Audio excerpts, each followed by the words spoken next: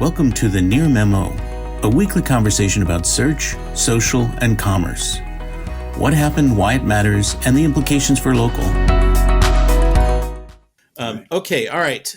So David and I are going to be talking about Bard and Bard Local SEO and some experiences that David initiated yesterday around some local search. Miriam Ellis also wrote an interesting piece about comparing Google SEO or Google local results and Bard local results. But David, why don't you tell us about your experience yesterday? Sure. So Or I was whenever prompted. it was. What's Yeah. that?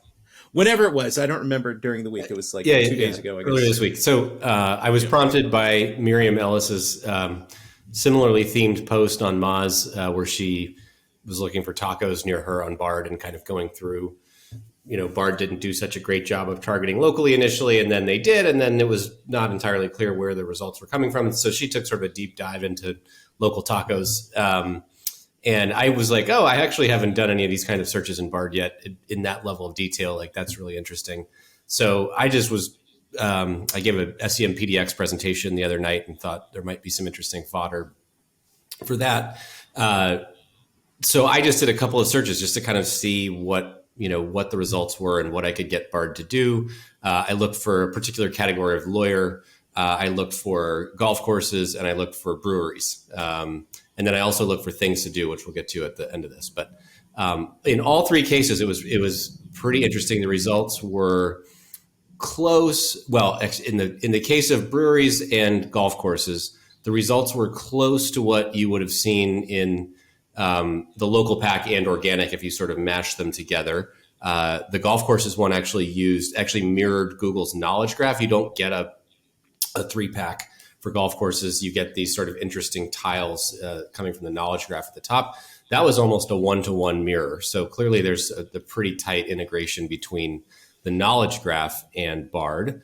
But the results were definitely not 1-to-1 sort of overall. And so I said, Bard, how are you getting these results? And sure enough, Bard gave me an answer. And the answer was looking at Yelp, looking at effectively the default number one sort of review portal in that industry or in that space. So the local bar association for this lawyer search and Avo were mentioned explicitly. For the golf course search, it was TripAdvisor and the local golf association here in Oregon.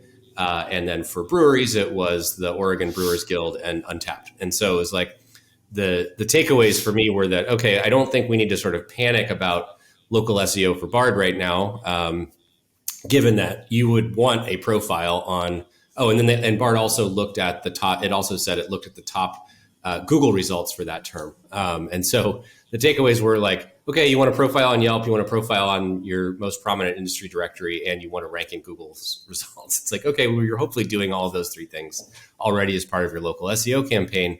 The interesting thing, though, is where I do think that there's a lot of room for exploration is around why are those results, not exactly the same. It was particularly stark for lawyers, where you got a list of sort of 7 individual lawyers, not a law firm to be found there at all, individual lawyers. And I did probably half an hour of searching trying to figure out how they put that particular list together, because they didn't all appear at once in anything close to that order on any site out there, where the best lawyers, super lawyers, Avo, any directory site.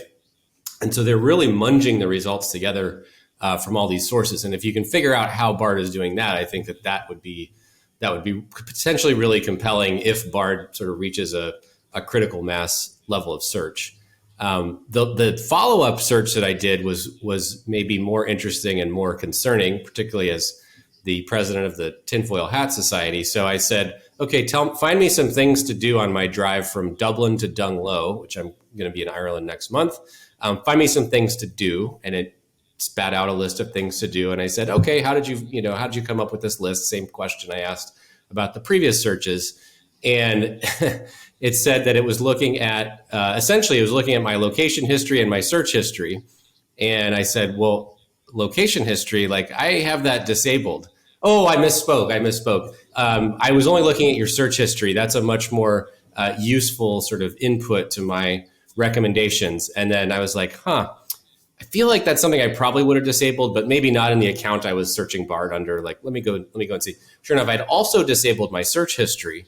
And so it was very clear and then I said, well, I also disabled this. Like, are you really using this? It's disabled in quotes. Right. No, exactly. This is the point, is like Google has been found to be abusing explicit opt-outs historically on numerous occasions. And I feel like they're doing it again. It's pretty obvious. Like, why would Bard lie about those things if Google weren't actually using them as part of the Bard algorithm? I mean, one of the fundamental questions here is, can we believe what Bard is saying, right, about its sources or anything that it tells us about the rationale behind the scenes? So even if even if we can't believe that, I feel like it's this is disturbing, absolutely something that an investigator, like, I don't know, the FCC or somebody, should absolutely be diving into the weeds of the whatever LLM algorithm is at Google. Like, I've explicitly opted out of Google using this for any Google product, and here is a Google product that at least seems pretty. It said that I had previously been to like cultural and historical sites in Ireland, which is true. So how did it know that if it's not actually using my location history? Well, right. So that's a strong suggestion that it is. And you're right that Google has a history of sort of saying one thing about privacy to users, making these statements and representations, and then being caught doing things that, you can disable your location history, but we're going to get location from web and app, information that you haven't disabled. So I had disabled that as well. That's the thing. So like right. But yeah, it's very concerning. It's very concerning if this is true. I mean, again, we can't know because of the hallucination factor, although this isn't hallucination exactly, what part of this is accurate and what part of it is not. I mean, it might be that Bard is telling you I'm using these 4 sources and it's actually using 10 sources, or it's not really using one of the 4 that it mentions. I mean, that's a possibility. Although Google quality raters have apparently been deployed for continuous kind of improvement of Bard. So that suggests that what Bard is going to tell you is going to be more and more true over time about how it arrives at its conclusions. Thanks for joining David, Mike, and Greg. To stay on top of the latest developments in local, subscribe to our newsletter at nearmedia.co. We'll see you next week.